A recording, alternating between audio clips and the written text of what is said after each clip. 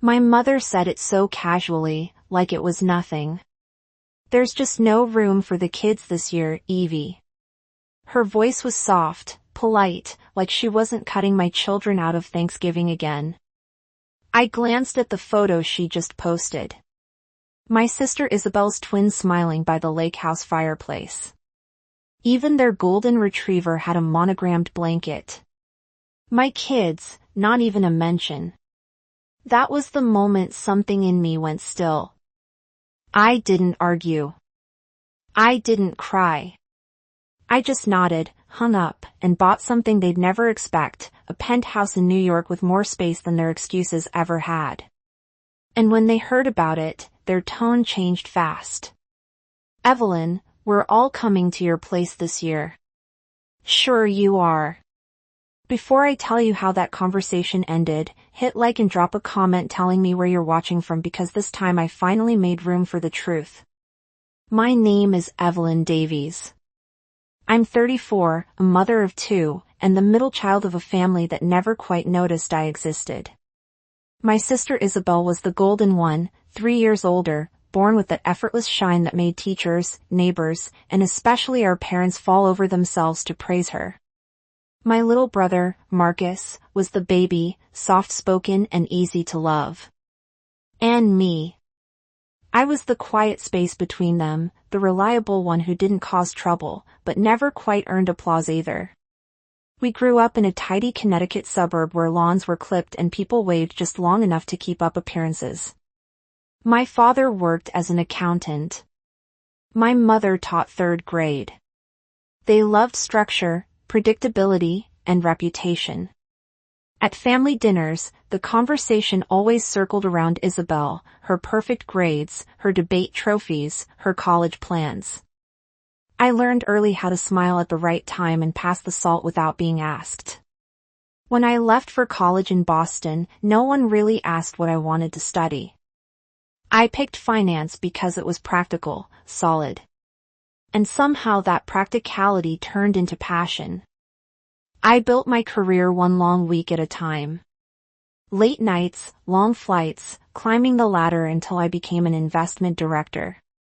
Somewhere along the way, I met Simon, my ex-husband. He was charming, ambitious, and for a while, we made sense. 2 people with plans, goals, spreadsheets of dreams. We married young, bought a small house, had Clara and Lucas, and I thought I had finally built a family where everyone had a place. But love is fragile when you're both exhausted. Simon's work pulled him west, mine tied me east. He started chasing excitement. I craved stability. The divorce wasn't explosive, just cold papers, signatures, shared custody, and silence. I kept the kids, the mortgage, and the routine. I became the kind of mother who packed lunches with notes and scheduled bedtime stories between conference calls. That first Thanksgiving, after the divorce, I thought my parents would rally around us. Instead, my mother called the night before and said softly, "Maybe you should come alone this year, honey. It's crowded with Isabel's twins and the dog."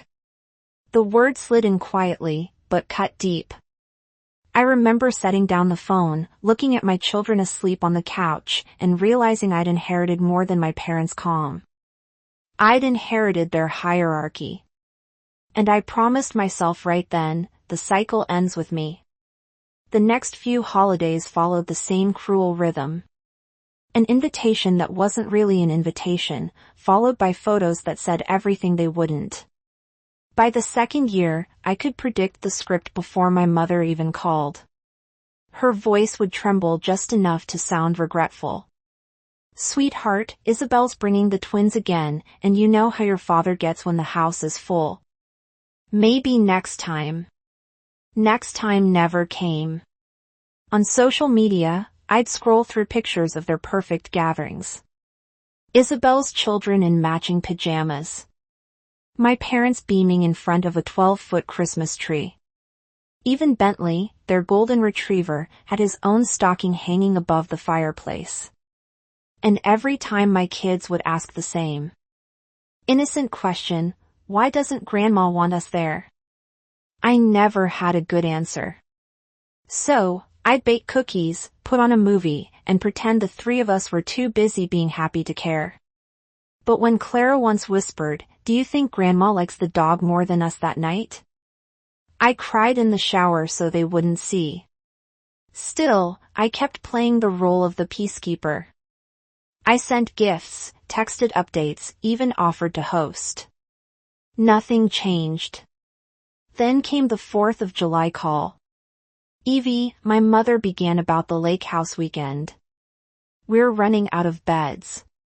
The basement flooded and the screen porch isn't safe for sleeping." It was so practiced, so rehearsed, I almost laughed. But I didn't. I just said, "That's fine, Mom. Maybe another time."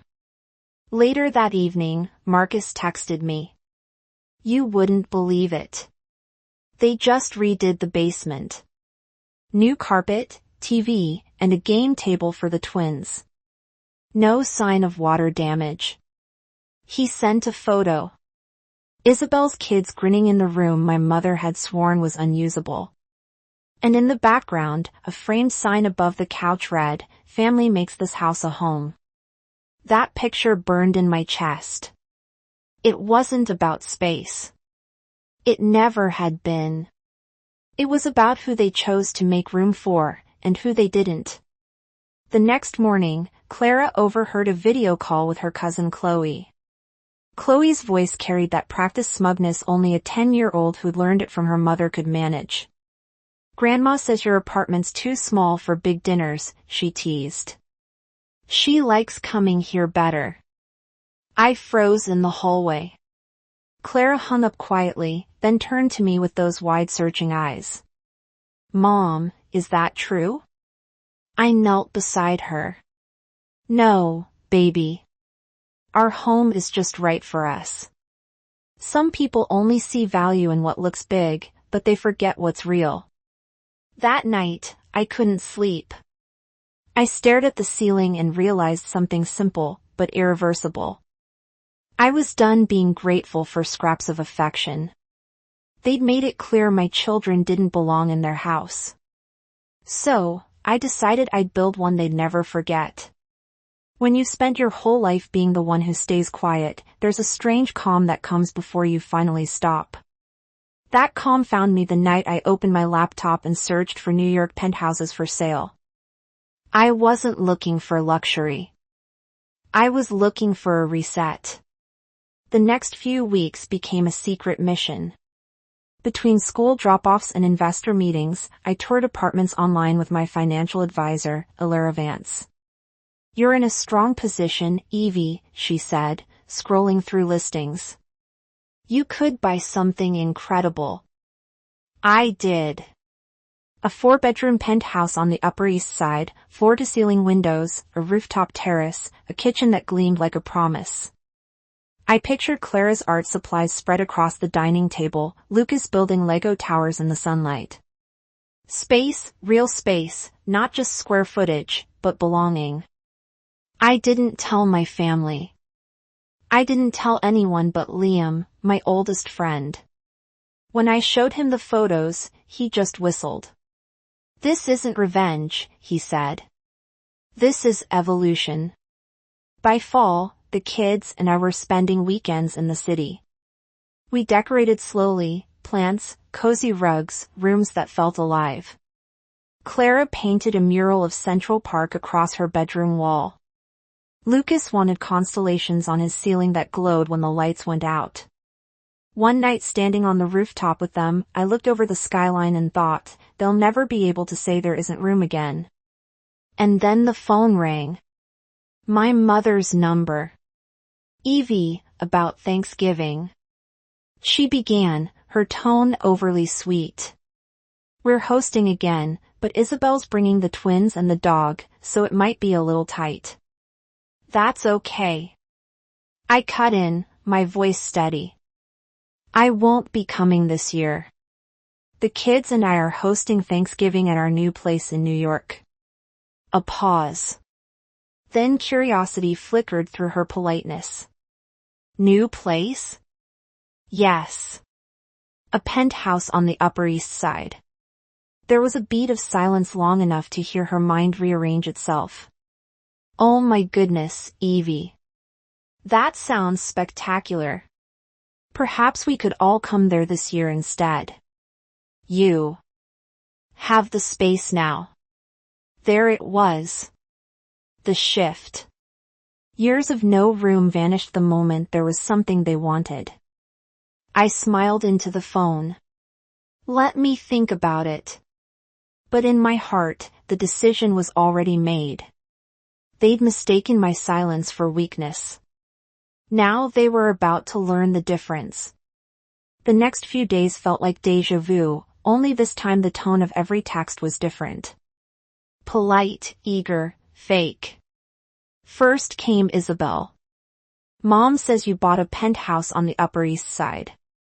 Which building? Just moved in, I replied. We're keeping it simple this year. Perfect. She texted back. The twins have always wanted to see the Thanksgiving parade in person. We'll stay with you.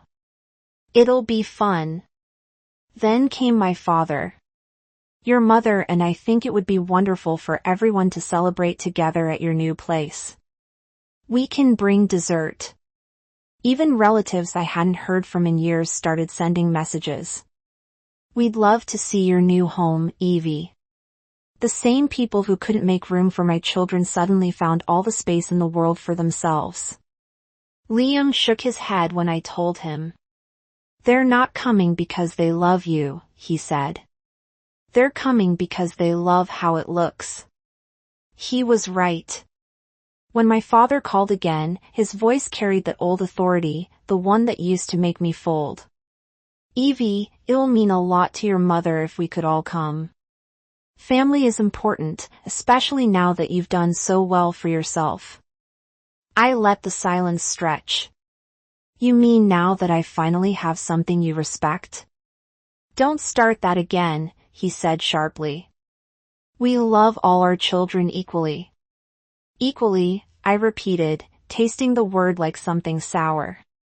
Is that what you told Clara and Lucas when they slept on air mattresses while Isabel's dog had my old room? He started to sputter, defensive as always. But this time, I didn't feel the quiet. I just said, Dad, anyone who didn't make room for my kids before doesn't get a seat at our table now. I hung up before he could respond. The morning of Thanksgiving arrived crisp and bright.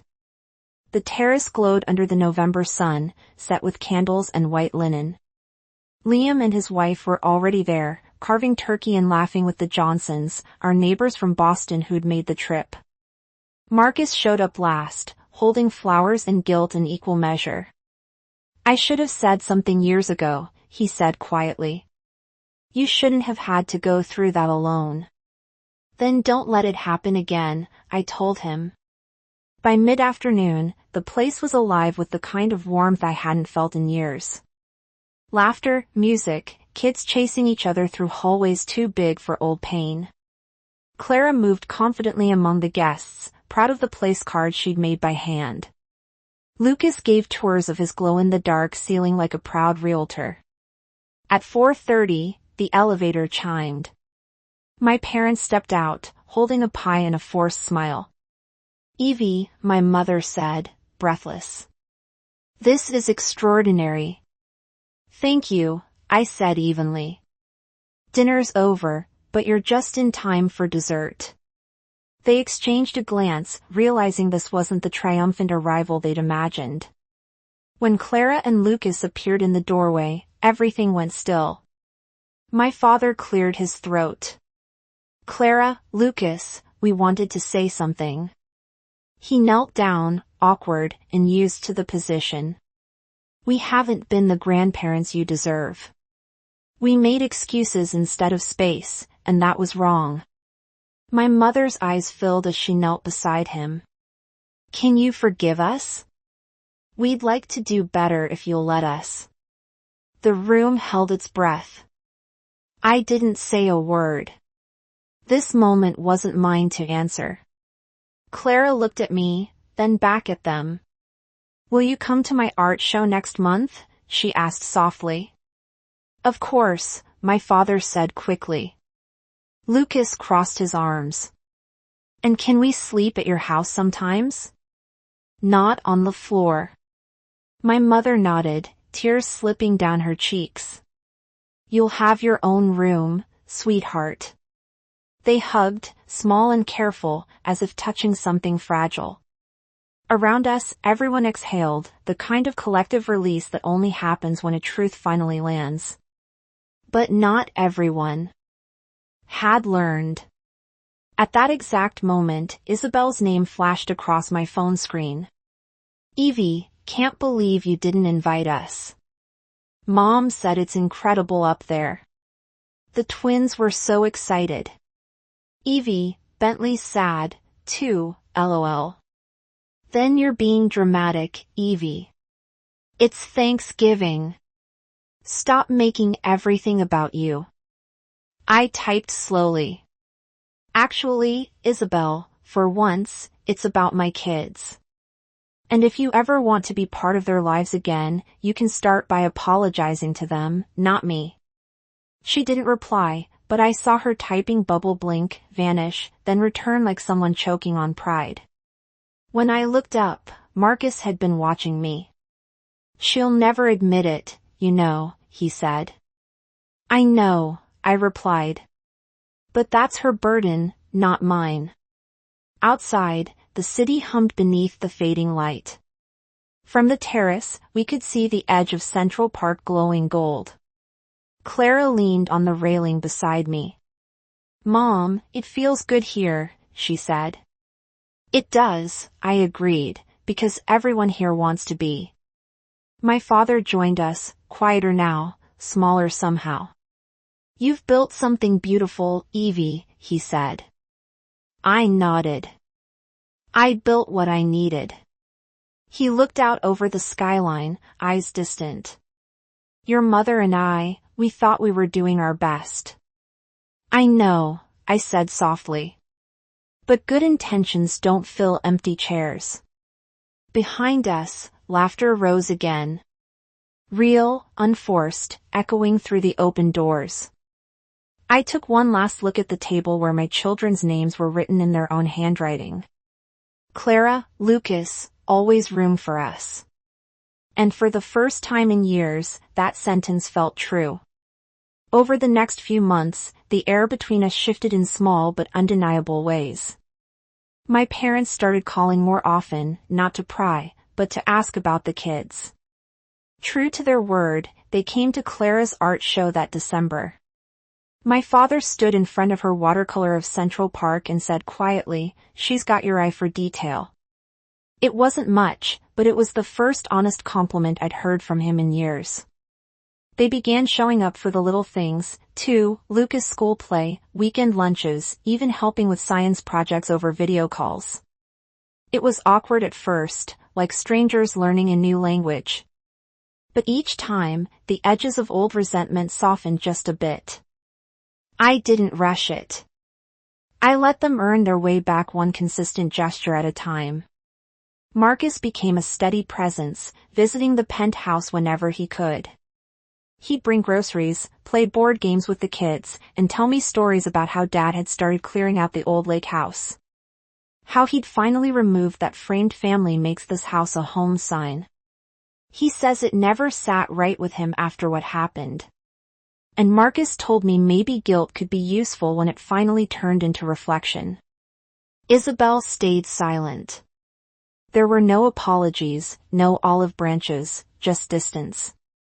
And honestly, that was fine. Not every story needs reconciliation. Some just need closure. My kids stopped asking about her and I didn't bring her up. Peace sometimes means subtraction. Professionally, things bloomed. The firm promoted me to managing director and I started mentoring younger women who reminded me of myself.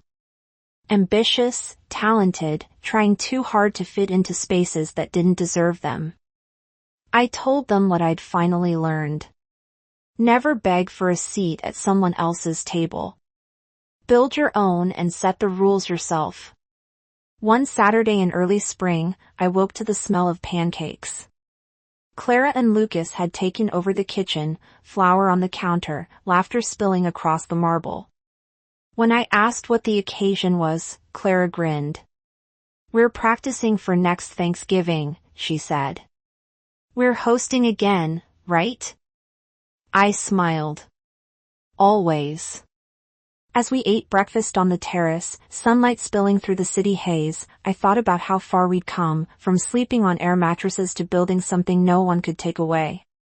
It wasn't the penthouse that made it feel whole. It was the peace, the laughter, the certainty that in this space, every inch belonged to love. That spring evening, I stood alone on the rooftop as the city lights blinked awake. One by one. The terrace was quiet now, except for the faint sound of my children laughing inside. For years, I had mistaken silence for peace, thinking that if I didn't fight back, things would stay calm. But peace without respect is just suppression, and silence only protects the ones who hurt you. I thought about all the no-room excuses. All the holidays I'd spent pretending it didn't sting. They'd taught me something I never learned in business school. Boundaries aren't walls. They're doors you decide who can walk through. Downstairs, Clara and Lucas were setting the dinner table. 2 plates, a vase of fresh tulips, place cards they'd written themselves. "Mom," Lucas called, "we saved you the best seat." I looked at those little cards, Clara, Lucas, always room for us, and felt the kind of warmth that doesn't depend on anyone's approval. So, if you've ever been the one left out, the one told there wasn't space for you, remember this: you don't need permission to take up room. You build your own table. You decide who earns a seat. If this story resonated with you, drop a comment below and tell me where you're watching from. Have you ever had to stand up to your own family? I read every message and your stories remind me none of us are alone in this. Hit that like button. Subscribe for more real stories about family and quiet revenge. And never forget, the most powerful room you'll ever create is the one you make for your own self-respect.